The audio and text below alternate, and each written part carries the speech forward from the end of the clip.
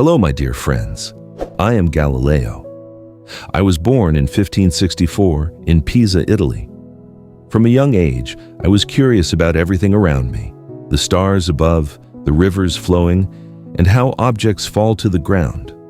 My father, Vincenzo, a musician and thinker, encouraged my curiosity, and I always carried a notebook full of questions, sketches, and ideas.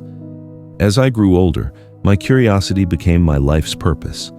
I studied mathematics and physics, and I improved early telescopes, allowing me to see the heavens in ways never done before. Through my telescope, I could see the mountains and craters on the moon and observe Jupiter's 4 largest moons, Io, Europa, Ganymede, and Callisto, moving around the planet. These discoveries revealed a universe far more wondrous and dynamic than people had imagined. But my findings brought me into conflict with the church. I realized that the Earth revolves around the sun and the moon and planets follow their own paths, truths that contradicted church teachings. They insisted that the Earth was stationary and that everything revolved around it. When I published my discoveries, I was summoned to the Inquisition in 1633 and forced to recant my beliefs to avoid imprisonment. Instead, I was sentenced to house arrest for life.